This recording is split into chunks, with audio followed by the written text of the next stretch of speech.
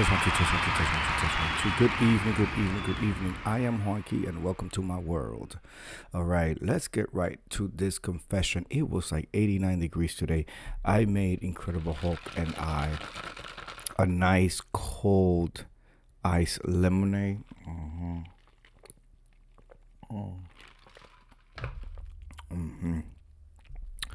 I tend to make it a little strong because bitter is supposed to be good for your health. It may not be good for the heart, but it's good for the health. Anyway, let me come through and do this quick confession so I can go run and get underneath my AC and eat some cherries as we watch some Beyond the Gates. We gotta catch up. The cotillion is happening now. I'm like a month away still. All right, today's confession is entitled I have stolen $4,000 from my parents' retirement savings.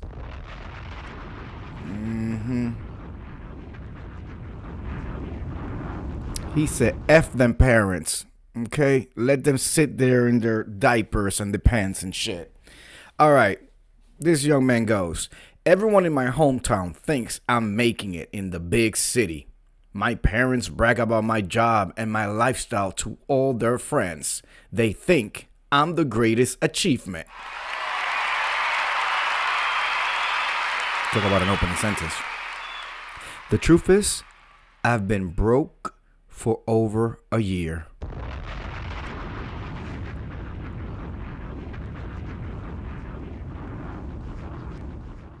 I lost my high-paying job months ago, and I've been working delivery gigs, Uber Eats, just to pay rent.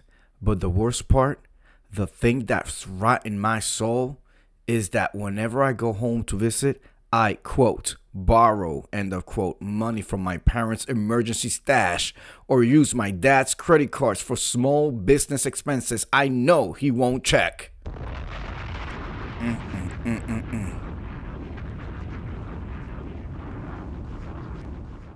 I've stolen about $4,000 from them so far just to pay my own credit card debt and keep my, quote, successful image alive.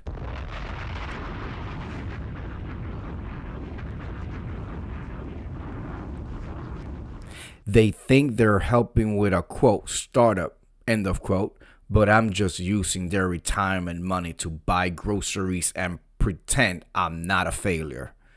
The look of pride in my father's eyes is killing me because I know I'm literally robbing his future to save my ego. I'm a fraud, a thief, and a coward. Well, you got that right.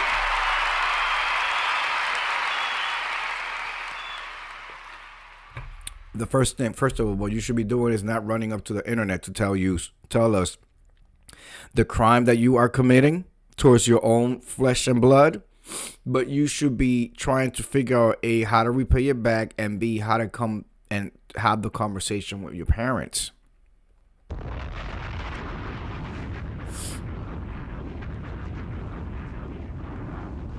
You know, very often people say that children are not a reflection of the parents. I beg to differ. Of course, there's everything and anything under the sun.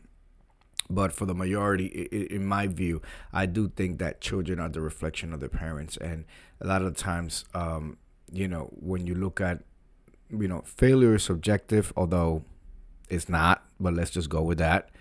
When you look at a child's shortcomings, it's worth examining what the teachable moments for the parents were, because children are a reflection of their parents.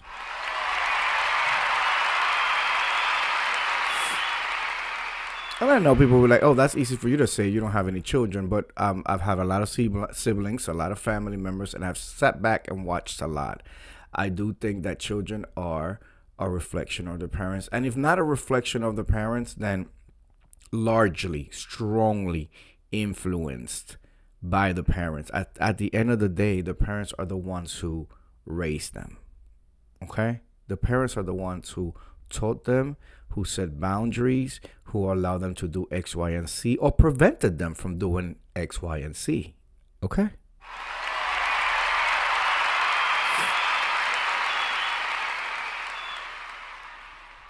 So there is something to be said for this whole dishonesty, and it could be looked at many different ways, right? They set these expectations and these high goals where failure was not an option, and so this young person felt like they needed to go ahead and steal $4,000 from their a retirement fund. Was that it, or they just not paying attention, or you know what I'm saying? There's teachable moments all around. But to get back to you, young man, you ain't shit. You absolutely ain't shit. Even if you put the money back, you still committed a crime. Karma is still a bitch. Okay, you created some karma by hurting your parents and being dishonest with your parents. You can barely make your bills. What makes you think that you're going to be able to make your bills and repay the $4,000 you stole out of their retirement fund? And it's not just stealing money out of the retirement fund, because if this isn't a retirement fund, then that's $4,000 that they're not currently investing.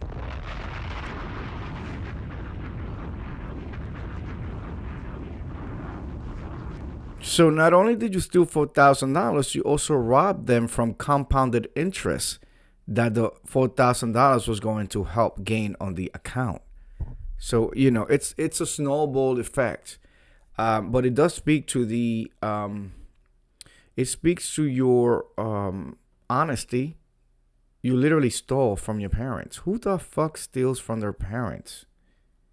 I don't ever remember, even as a child, it was like if I wanted to get something from the store, I didn't go in my mom's purse or pocket. I will have to ask them, and they will give me, if they had it, if they wanted, if I behaved, all of that, give me the pocket change or whatever it is.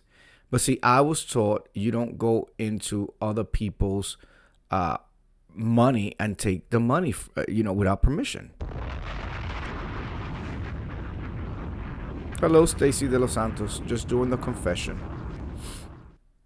So, in conclusion, I'm not gonna drag this out. You are completely wrong, young man. You have heard it. Heard it is not a word, but it's Sunday night.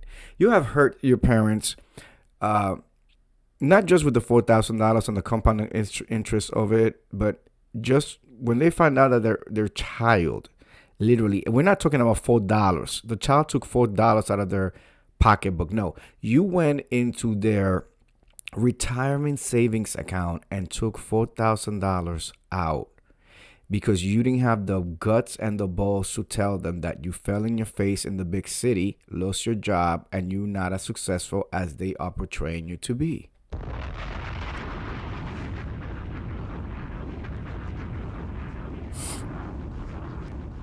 I know you weren't thinking about consequences how about things will look down the road, but think about this. If you had just been honest from the beginning, whatever that stigma, whatever them looks, whatever them whispers, gossiping in the neighborhood would have been, is much more less than what's going to happen when people find out that you stole $4,000 from a savings account, from a retirement savings account from your parents. I mean, we're going from one, like complete, they're not even in the same realm.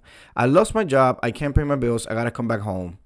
I have a credit card that's 60 days overdue, versus I've been living it up in the city. But now we find out that you've been stealing $4,000. Oh, wait. He was stealing the $4,000 because he's been dishonest this whole time, not letting us know that he lost his job, hasn't been able to make ends meet, and he's stealing.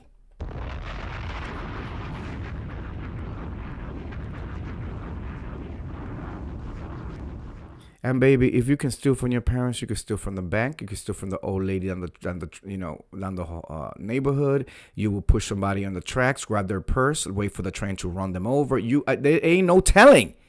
If your parents are not the sacred cow, ain't no telling. You are willing to take a whole bank hostage. We're going to see you on the white van with the helicopters. You loved her so much. They're going to throw the spikes in the thing. You're going to end up in the news. It's just going to be a whole lot.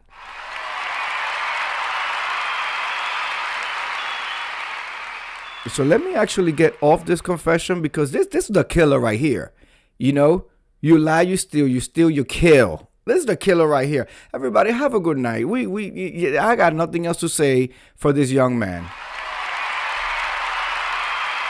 Goodbye. We do this every single night. Every single night we do this. Make sure you come through tomorrow. Please hit that like button. It really helps us out as content creators. It's a nice, easy, free way of supporting this content. All right, we'll be back tomorrow with a confession or an ask or an advice.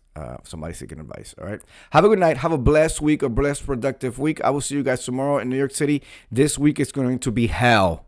Hell on the streets of New York. Yes. All right. It's going to be fire. It's going to be sulfur. It's going to be 100,081 degrees. Okay.